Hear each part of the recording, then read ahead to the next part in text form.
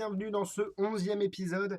Alors je sais, le bac arrive, je devrais être à réviser mes nombres complexes et réactions chimiques par échange de protons, mais je me suis dit que je voulais vous faire découvrir cette petite pépite que j'ai trouvée. Alors c'est pas tout nouveau, ça s'appelle la Bob's Box de Bob Swadling. Alors Bob Swadling, c'est un peu le monsieur qui a inventé la flipper coin. Donc ça vous situe à peu près le bonhomme. Et le bonhomme, pardon, et c'est produit par Mark Mason. Alors pourquoi je voulais vous faire découvrir cet accessoire et cette routine? Parce qu'en fait, j'ai pas de coinbox, de boîte à pièces, pardon, comme les boîtes Boston, Okito, etc. Et c'est ma première, et elle est un peu particulière par rapport aux autres, vous allez voir pourquoi. Alors ici, j'ai un petit sachet de velours, tout de velours vêtu, avec une boîte à l'intérieur, et la boîte en fait contient une pièce. La pièce, c'est un demi-dollar classique, d'accord? On va voir si le focus de la webcam fonctionne. Oh, magnifique. C'est très joli ça. Voilà. Ce que je vais faire, c'est qu'on peut donner le tout à examiner, boîte et pièces, ce qui est un avantage non négligeable. Et avec ces accessoires, je vais essayer de vous démontrer les passages à travers la matière, à travers différentes matières en effet. En effet. Pourquoi je dis en effet? À travers différentes matières, vous allez voir. C'est peut-être mieux qu'en effet. Enfin bon, bref. On couvre la boîte. Je vous vois venir, petit malin. Vous dites, ah, la pièce, elle a disparu. Non, non, la pièce est toujours là. On est d'accord, le spectateur peut couvrir la boîte s'il a envie. Je vais essayer, par exemple, de faire passer la pièce à travers la boîte et à travers cette petite bourse. Et là, la pièce a complètement traversé la boîte, mais sans laisser aucun trou, a complètement traversé la petite bourse, sans laisser de trou, et a voyagé en dessous de la petite bourse. Évidemment, la petite bourse peut être donnée à examiner si vous avez besoin. C'est aussi simple que ça. Alors, certaines personnes, là je vous vois encore venir, vous pensez que la pièce va réapparaître si on referme le couvercle, mais vu que la pièce est là, c'est un peu compliqué. Certaines personnes pensent que la boîte est truquée. Est truquée. je m'étonne des fois. Est truquée, pardon. Certaines personnes pensent que la pièce est truquée, alors que vous avez tout examiné depuis le départ. Mais si la pièce ou la boîte était truquée, ce qui serait compliqué, c'est de passer à travers une matière un peu plus rigide que le velours de tout à l'heure, du carton. Je pose la boîte dessus. Donc on résume, pièce, carton, boîte. On va essayer de faire le schéma inverse. Je fais comme ça. Où est la pièce? Ici? Non. Sous la carte? Non. Non, parce qu'en fait, vous avez tort depuis le départ. La pièce est revenue dans la boîte. C'est assez intéressant quand même que la pièce revienne dans la boîte ici. Mais bon, comme je l'ai dit tout à l'heure, la pièce n'a pas de trou. Mais si elle en avait un, on pourrait faire un passage à travers la matière, à travers ma main carrément. Et là, toujours aucun trou de laisser. C'est assez intéressant en soi. Il n'y a pas de trou, on est d'accord. Et ce qui est assez intéressant, c'est qu'on peut faire carrément un passage à travers le vide, à travers l'air, pardon, mais sans que ça se voit. C'est pour ça que j'ai dit à travers le vide. C'est que je vais essayer de choper un angle où vous pouvez voir la pièce quand même, un minimum. On essaie de prendre la pièce et de faire. Et là, vous n'avez pas vu la pièce passer, et pourtant, si on regarde, la pièce est retournée à l'intérieur de la boîte. Et là, c'est la routine de base de Bob's Box. Enfin, routine de base. La routine qui, moi, je l'interprète comme un passage à travers la matière. Certaines personnes pourront l'interpréter comme je ne sais pas quoi, mais en tout cas, tout peut être donné à examiner à la fin. Hein, tout peut être donné à examiner. Il n'y a rien de truqué. Et c'est magnifique. Voilà pourquoi j'aime la Bob's Box. Pourquoi j'aime la Bob's Box? Pardon, c'est compliqué à dire. Hein. Déjà parce que ça fait cette taille. Si je range dans sa petite pochette, ça fait cette taille, d'accord? Est-ce que vous pouvez le cacher dans la main?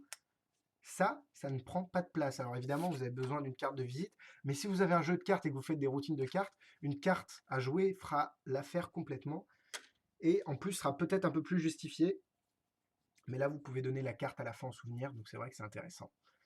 Maintenant, ça prend pas de place du tout. Les points positifs, c'est super ingénieux.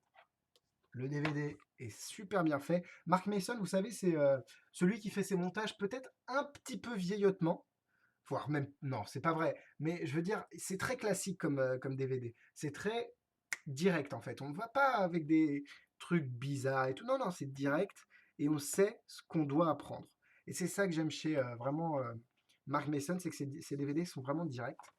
Alors à l'intérieur, on vous fournit aussi ici un petit set. Alors je vais juste ici, hop là. Alors dans ce petit set, vous avez 4 cartes, d'accord.